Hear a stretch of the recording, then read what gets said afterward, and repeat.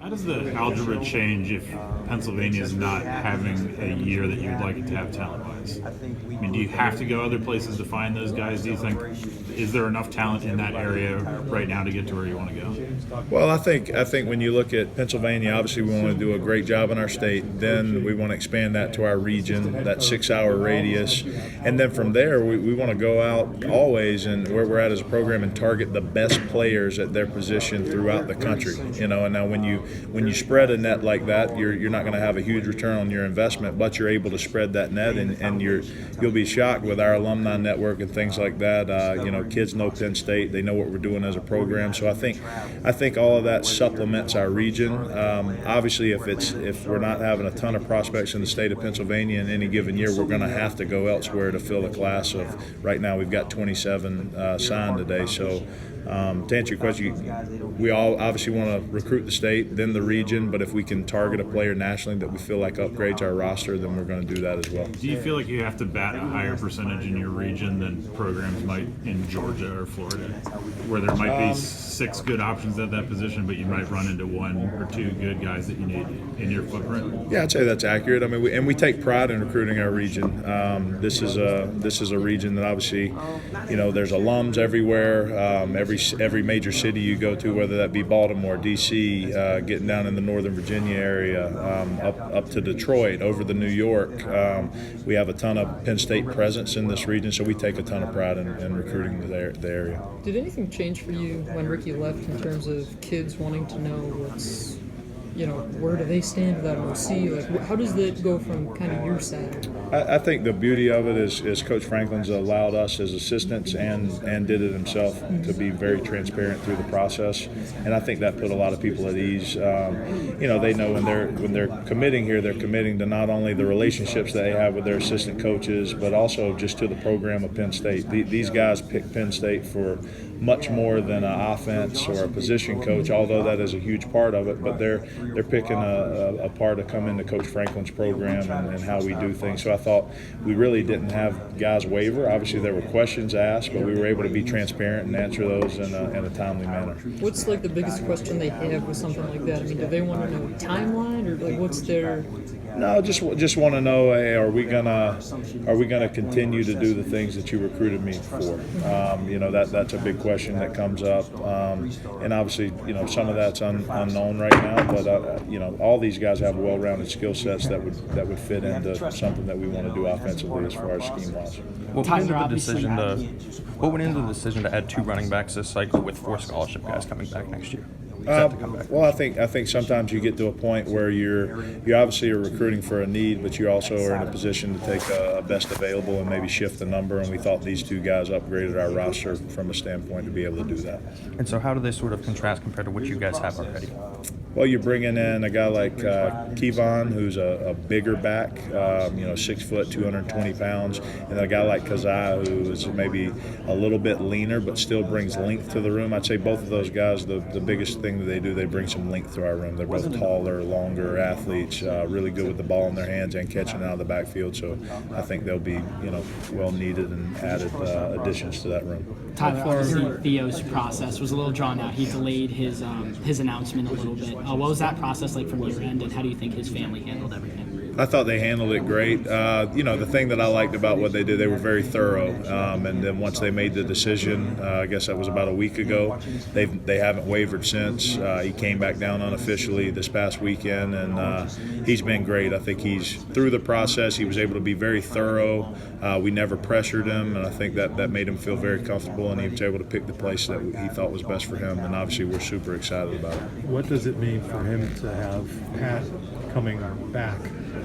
To be able to learn from that kind of player. Yeah, well, I think he's looking forward to having a big brother, a mentor like that, a guy that's doing it at a high level. And then obviously, as you guys know, that obviously supplements my coaching in a room when you have a captain, a leader at your position to be able to take young guys under their wing. So I think he's looking forward to it and also embracing the challenge of coming in and competing in that room. Can you talk about where the O-line is now compared to your first go-round at Penn State, where you were really struggling with depth, and how important is it to add as many guys as you're adding kind of every year. People may look at that and say, why are they adding all these guys? But Yeah. you can speak to that, I think. Well, I think you can never go over when you're talking about the line of scrimmage on both sides of the ball, and the offensive line is obviously a position that when we first got here, we were obviously very light on it. That was a position that the scholarship number had taken a toll on, and it's really taken this much time to get that back up to our number, to where we wanted to be, carrying enough to have a true 3 and 4 deep when you start adding in our preferred run-ons and things like that. Obviously, that helps you from a practice standpoint, but also as the season goes, that's a position that's in the line of fire, and that helps build depth and also create competition, which I think we're starting to be able to do at every position. Are you too young to remember Nick's dad as a basketball player? Yes. So you don't know any of the... I know of it from following social media, but yes, I'm too young to know Nick's dad as a basketball player. I'll ask it a different way. Can you tell us a little bit about his personality? Because his dad was known for having a big, outgoing personality, and it seems like this kid kind of follows in his dad's footsteps. Oh, he's very outgoing. It's been spoke about much that he's been our recruiting coordinator for the class.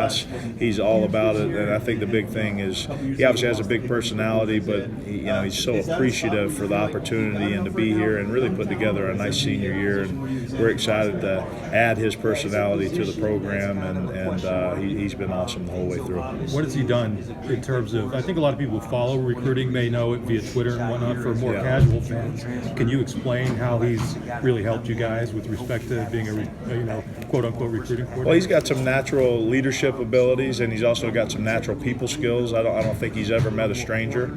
So, once he sees that we've targeted a guy or something like that, he's all over him. Social media, phone calls, things like that, and that's all him. He wants this class to be special. He wants to surround himself with good talent, and that's what he's been able to do throughout this class. Are there any guys in this class that you think are kind of under the radar that people aren't maybe paying enough attention to? It's a highly touted class, but my mind goes obviously at my position to a guy like Tyler Bowen. I think there's a little bit of unknown about him. He does not have social media. He's a throwback, blue-collar guy. I think the only account he has is an Instagram account that he sparingly uses. And he was a quarterback, so you're talking about a position transition when he gets to the next level full-time. But I think he brings as much skill and athleticism as the other guys that we have in that room, and I think people will be pleasantly surprised with how he develops. You guys looking getting 2 receivers in here early. What's the benefit of it? And obviously, you said you're still waiting some decisions, but how does that kind of maybe help set them up? Just to get a jump on the playbook, winter workouts, extra semester in school. I mean, there's so many things that they get a jump on. Just to be immersed in spring ball, where maybe the installation happens at a little bit slower pace. You're practicing a day, you've got a chance to correct it, you install again, you practice another day. So I think it's an added bonus for them to be able to get in and gain those 15 practices, but not only the practices, the workouts with Coach Galt, the winter workouts, being around the guys for the entire summer duration, not having to worry about when they graduate. I think it's a huge bonus for those guys to come in and be able to do that. James mentioned that he thinks maybe down the road we'll see some changes in terms of rules, some transfer portal, the way that messes with the numbers and the counters.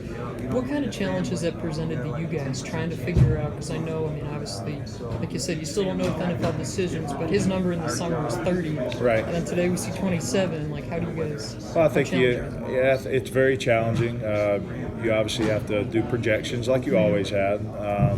But I think it just makes it challenging to project how your numbers are going to change and fluctuate throughout the year. But ultimately, we want to make sure that we're obviously in accordance with it, and we're safe enough with our numbers that we're not going to be over and things like that. So I think Andy Frank does a great job of calculating those things. But you're calculating everything, different types of attrition, and it's constantly changing. It changes week to week, month to month, and we just have to be on top of it and go with the flow. You alluded to Keandre Lambert a little bit earlier. What have you been, most impressed with him, and what kind of role could you see him potentially having in his first year?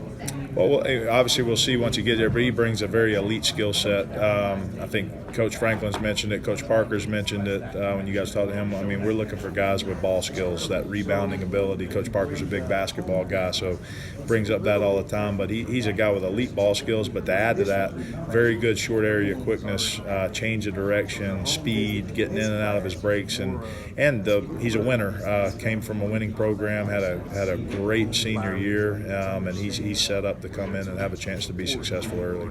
And James Franklin, kind of alluded to this as well, but Norval Black, obviously he's got a fast 40, and he averages like 26 yards a catch. Yeah. You guys were the first ones on him. Was it just the speed that differentiated him that you guys wanted to jump on right away, or what is it that made you guys kind of push that button first? Well, I think his speed, us getting to know him, us really evaluating him being a guy so close by, we were able to do a very thorough job evaluating him, and sometimes you have to just trust your eyes. You can't listen to the noise, and he was a guy that jumped off the page for day one. He was a guy we knew we wanted to get and bring into the program, and I think he'll be able to come in and develop and impact our roster sooner rather than later.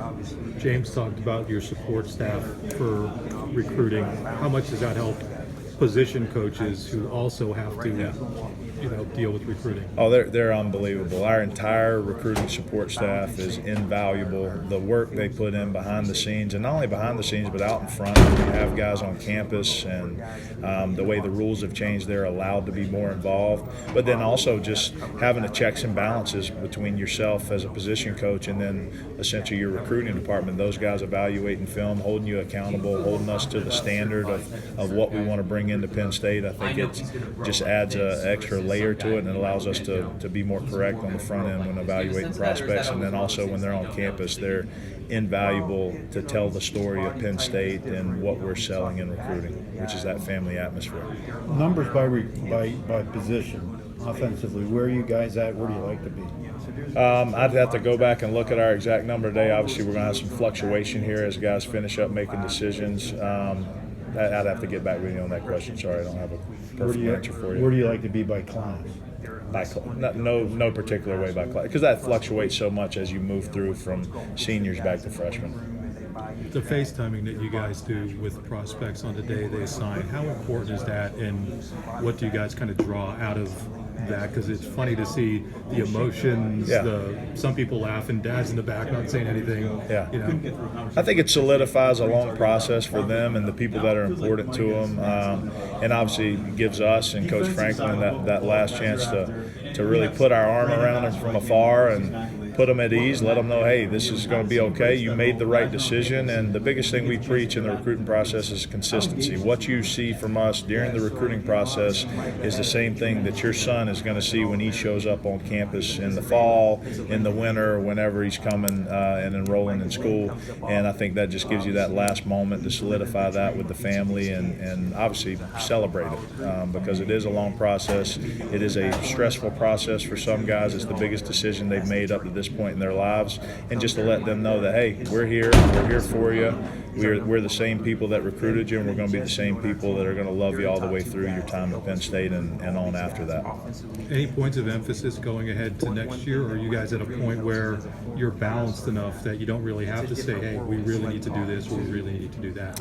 I think we're balanced enough. Obviously, we'll know here over the next month or so how our numbers finish up, and then you'll start addressing needs and obviously looking at what attrition may happen through the NFL next year, through graduation, things like that. So always you're going to start out addressing your needs by number, and then moving from there, we're at a point we want to upgrade our roster. So any place that we feel like we can bring in a guy to upgrade our roster and help take us to the next level as a program, we're going to search out those guys, and those are the guys we're looking for. Thanks, Tyler. You've spoken a lot about positional versatility. How much does it help with a guy like Isaiah Holmes that he can catch the ball as well as he does and sort of even go in the slot if he needs to when you take a second running back up? Yeah, no, I think it's huge. I think you saw what we were able to do with Saquon a few years ago, being able to flex him out and catch the ball out of the backfield, also as a receiver. I think that's huge just from a skill set standpoint. And I think we're starting to build a room that has that well-rounded skill set. And then also, Coach mentioned it, running backs, the wear and tear on them throughout a season, to be able to have a room where you can rotate guys in and out and keep them fresh and healthy, that obviously benefits you as you move through a season. Hey, Tyler, Terry was talking about how essential it is to connect with the with the recruits family. What's your perspective on how important that is, and how have you learned over the years to connect with the recruits family? What's your approach there? Yeah, I think just building a genuine relationship with them. It's not going to happen through text message. Obviously, we're very limited on how many times we can see these guys, but just being able to get on the phone with moms, dads, uncles, coaches, whoever that is, and spend time with them, really get to know them, get to know what these guys' personalities are, where they're coming from, and that obviously does two things. It helps us get to know them and them feel comfortable with us in a recruiting standpoint, but also once they're on campus, we're able to transition and coach those guys better, having known their background and what kind of personalities they have. So I think it's twofold in that regard. Tyler, what does a season like this do for you guys in terms of on the trail with another New Year's Six game?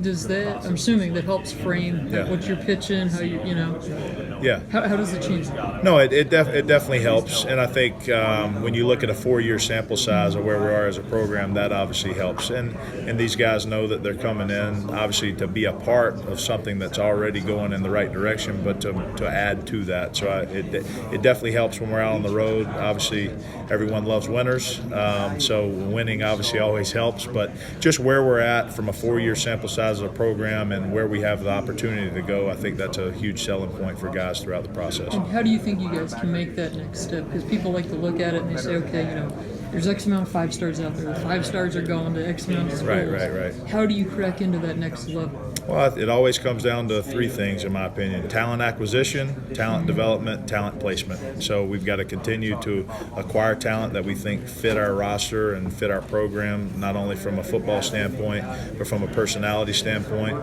We've got to continue as coaches, strength program, everything in our nutrition, everything to develop the heck out of these guys and then put them in a position to be successful. And I think we're on the right track. We just got to keep staying the course.